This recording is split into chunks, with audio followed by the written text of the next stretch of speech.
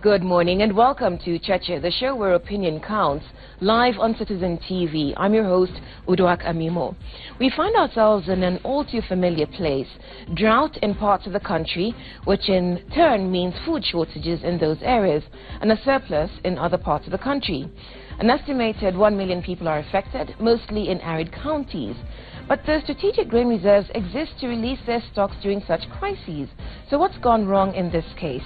Today's guest is Colonel Jeffrey Kingangi, the chairman of the National Cereals and Produce Board, which oversees the reserves. We also have with us in the studio our panelists, Mtegin Jao and Charles Odhiambo, both of Royal Media Services. Good morning and welcome to the show. So, before we go on to the board and things, let's just establish some facts about the strategic grain reserves. Yes. How much grain are you holding at the moment? At the moment, we are holding 731,000 bags. How many bags should you be holding? Well, the reserve, last year, we were holding close to 4 million bags. But this had accumulated over time. Yes. And so the deficit, how did we get to 731?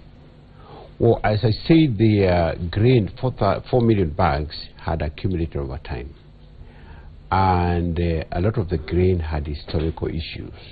For instance, some of it had overstayed in the silos, and the colors were changing. Others had been stored for a long time, and there was need to refresh the stocks. And so authority was given for us to dispose of the stocks so that we can take in new stocks. So of your over 700 bags, how much of that is fit for consumption? All of it is All of it is now fit for consumption. So when you say that you've disposed of some bags, this is in reference to even the weevil infestation that the Auditor General was recently talking about? All the stocks that were historical, that had either overstayed in the silos or had some kind of infestation, have been disposed of. Okay. Obviously, when you have depots, 110 depots, you may have remnants of some. Okay. No. How much? It's not understandable. Every silo, every storage has a manager. Yes. I cannot understand why it should happen at all that you should have history. Can't you just spend the last batch you... It's not, I cannot understand. It should not happen. What really led to having excess stocks that some of them were historical, like you say? Although you said they were accumulated over time. Does it mean over time. There was no need? First of all, the management of the Strategic Grain Reserve is housed in the Ministry of Agriculture. And previously, it was being done by a committee of permanent secretaries as a Strategic Grain Reserve Committee. It was difficult that time for the principal secretaries to meet and agree. And it was found very difficult sometimes to dispose of stocks because they could not agree on when to dispose of it, how to dispose of it, what kind of prices they are going to put. I believe what you said was there was no policy. Yes. How much stock should you have? This is what I'm coming to. So what has happened now, there is another independent board which has been formed under the ministry. Called? It's called Strategic Grain Reserve, SGR, as opposed to what used to be called the trustee committee. They are no longer the trustee. These are instituted as the Strategic Grain Reserve board that meets under the ministry, and they're the ones who formulate policy. So once they came into the office, they were able to ease off, to make decisions much faster. And this is the committee that made the decision to dispose of historical grain stocks that were actually eating away into the strategic reserve money, because when you keep it for over 2 years, you are forced to sell at a loss. But if you're only dealing with the current season maize, then you can sell at market prices and replenish. Okay. So you're not losing much. You still haven't answered the question. Yeah. How much stock should we have? How much stock should we have? There's no specific answer. Really? Yes. But the cabinet secretary was in the press yesterday. Yes. You need 8 million. 8 million bags. 8 million is a policy that has been floated. Is it a policy? I don't know whether it's a policy. Okay. But the current stocking is about 4 million bags. Okay. Yes. Help our viewers understand this, because my understanding is that in the past, the threshold Yes. was 4 million bags. 4 million bags. And for about 2 years now, there is, because we've got a new cabinet secretary, and both cabinet secretaries, the current one and his predecessor, agreed that 4 million was not enough and came up with a number of 8 million. 8 million. So you've gotten rid of the excess. Yes. We are left with over 700 bags. 700 bags. So we cannot feed our people. Is that where we are? No. Where are we? Food security is not about the food in our stores. It's about the food available in the country. But there is no food available in the country, which is why more than 1 million people are starving. No, there's food available in the market. Okay. And that begs the question. Yeah. So how much food in stores should we have to be able to guard against anything? Because the proposal is 8 million. We have only 731,000, yes. and you say we have enough. So, I mean, for somebody to have come up with a figure of 8 million from the blues, there must have been a reason. 8,700,000. Do we have enough food? We have enough food, and this is what I'm trying to explain. Food security is about the availability of food in the country in general.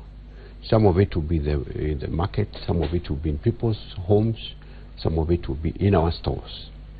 As at now, the balance sheet of maize is about 8 million available countrywide in different places. Some Who of knows the that? stock is Who knows that? the ministry keeps the balance sheet. If the maize is in my house, how will they know? Well, they have a way, the experts, they have a way of calculating how much food is available. But if there's 8 million bags available, why is it not reaching the people who are starving? Well, because it's just for the market. People don't have money to buy, and that is why now the strategic grain comes in, where the food, family relief is used to subsidize. Okay, and where is that famine relief at the moment? How is the famine relief making the connection between the 8 million bags that you say are available and the over 1.3 million people who we're told are starving? Sorry, I didn't hear the question. How is the strategic grain reserves making the connection between the market maize, 8 million bags you tell us, and the people, over 1 million, who we're told are starving?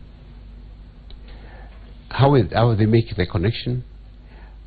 I think this there's always a program that the Ministry of Devolution comes up with to distribute the relief. My work is to make sure that the food reserve is there and it's in good condition. But it when is not there. Required. It is not there in your stores. You have 700,000 bags. Yeah. So when you say you have, and then you tell us it's in my house, then now the hungry people get it. We take it. We buy when Serious Board kicks in to buy. We buy sometimes 1 million bags in a week. So have you bought? So right now, the harvest is just coming in, and there will be no need to keep 5 million bags up to the harvest, because again we'll not be able to offtake. We're just preparing now to take the harvest that is coming up. Colonel Kingangi, you're the custodian of our food reserves, yes. And you're telling us confidently that there is enough food.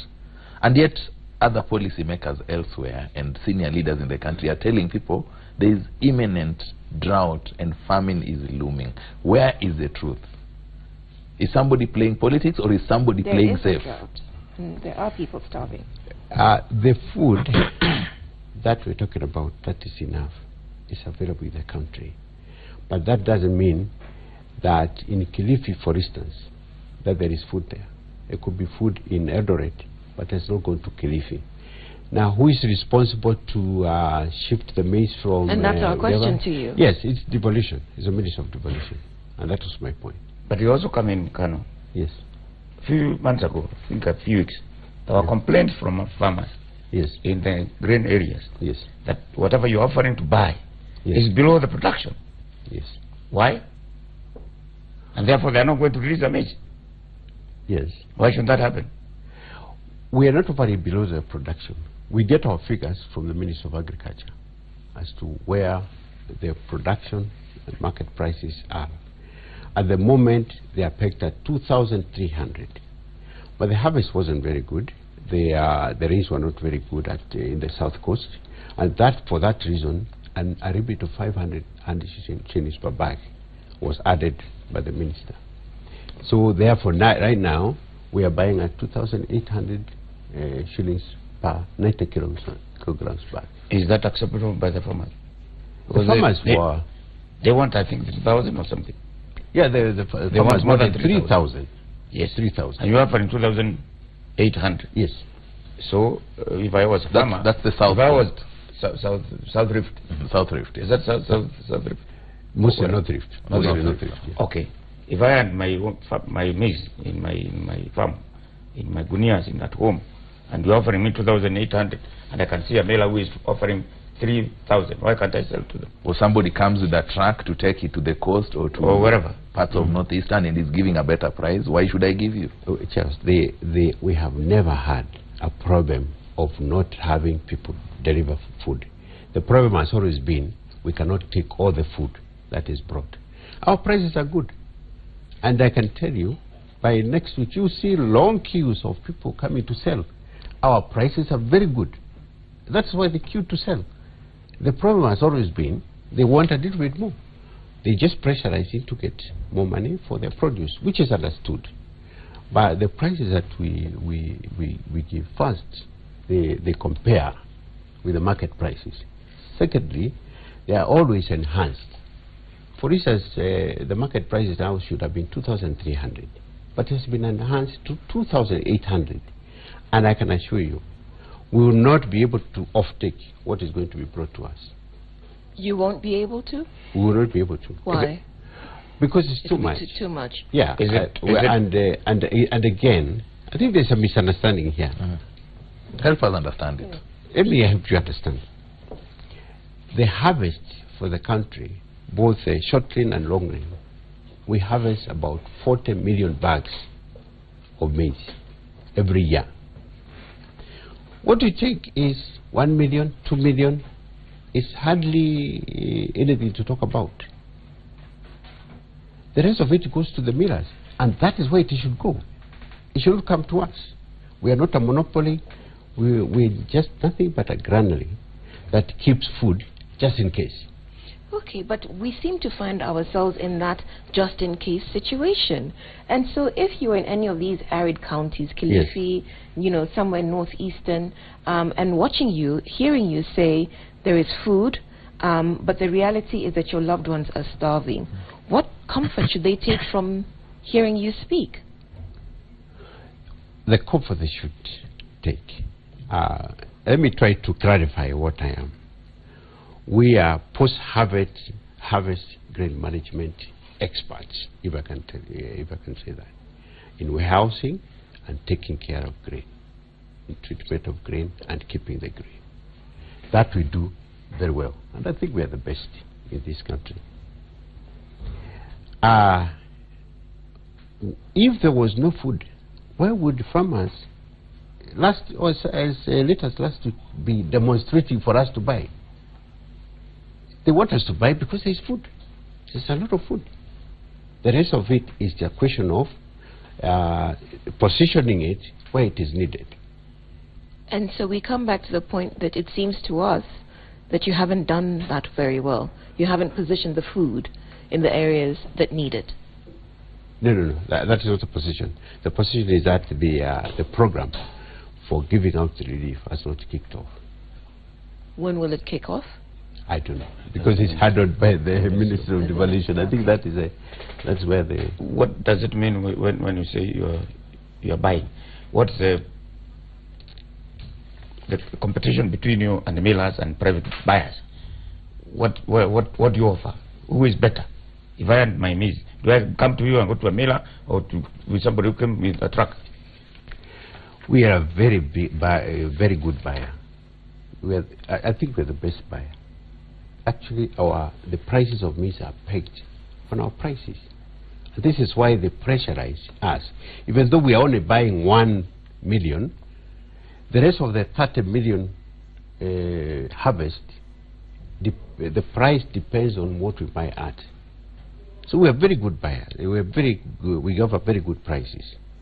So that once we buy at 2,800, then the millers are forced to buy at an equivalent price, either slightly more or slightly low. If we buy at 2,300, then the market goes around there. And that is where, that is a story that we are not told. When the farmers are demonstrating, what are they trying to say? They're actually trying to say, peg the price higher so that we can sell. A lot of them don't even come to sell to us. As soon as the price is announced, they go to the millers, which is okay. Who determines the prices? Who determines the prices of maize when it grows? Well, you have said the government has handed 500. Yes. Based on what? Based on market research, which is done at the... What about production? They add unfortunately, I am a post-harvest management expert, so I really don't want to talk for the ministry, but the ministry has criteria which includes the production and includes the market prices, and also takes consideration of the prices elsewhere, like in Uganda, across the borders, so that you don't attract too much inflow of maize if it's overpriced. Now, as a post-harvest management expert, why do you think there is a lot of cry about famine situation in the country? If it's really, from what I can hear you saying, it's not a bad situation, we are okay. Why is there a lot of hue and cry? I think, I'm not saying there's no famine. There is famine. And I think the flow of this talk is that it should have been expected, and we should not be reacting in a rush. I think this is what I'm hearing, and I agree with that. Why is there famine? Why is there a rush for food now, which will not proportion? I think this is what you're asking. Yeah, is it artificial? No, it's not artificial. But I'm trying to say that these policies and these actions are resident in another ministry. And for us is to manage, to position. Okay. Help me understand this, because I'm still struggling. You're supposed to have, your understanding is 4 million bags, even though governments have issued directives that we should go up to 8 million bags. You've offloaded the old bags. You are left with 700, more than 700,000 bags of maize. How are you getting up to the 4 million bags of maize? And even though you say things are okay, isn't that part of the problem, that you really just have 700,000 bags of maize to deal with, to offer the country? No, the 700,000 bags is not a problem, because if it was a problem, we would have zero. Nobody has asked for the 700,000 bags. It's just still there in the store. Okay. Last week, this week, I don't know when they will come for it. But I don't know when they will come for it. Just a minute, Charles. So then how are we scaling up to 4 million or 8 million bags? How soon is that going to happen? We've already announced the price, and we've already opened the stores for selling. So the harvest should be coming anytime. But you've just been saying that you're going to purchase 1 million. Precisely. Yes, that is the money that we have. Exactly. That's what I wanted to come to. You do not have the money to buy. Right. You don't have the money to buy. Yeah. You need 4 million. You have 731,000. Yeah. You can only buy 1 million. Yes. Yeah, because you don't have It money. doesn't add up. But That part would be of- 1.7 million. Yeah, but part of the policy also is that you're supposed to have what the equivalent of 4 million bags in cash reserves. Yes. You don't have that. Okay. Let me again try to separate these issues. The cash reserve again is with another board, which is resident at the ministry, called Strategic Green Reserve. They're the ones who hold the cash, and they're the ones who say buy or even sell. We do the management. We do the management, post-service management. So, as to whether they want to keep cash or actually buy food, it's really a decision that is beyond us. When they say buy, we buy. This is bringing politics.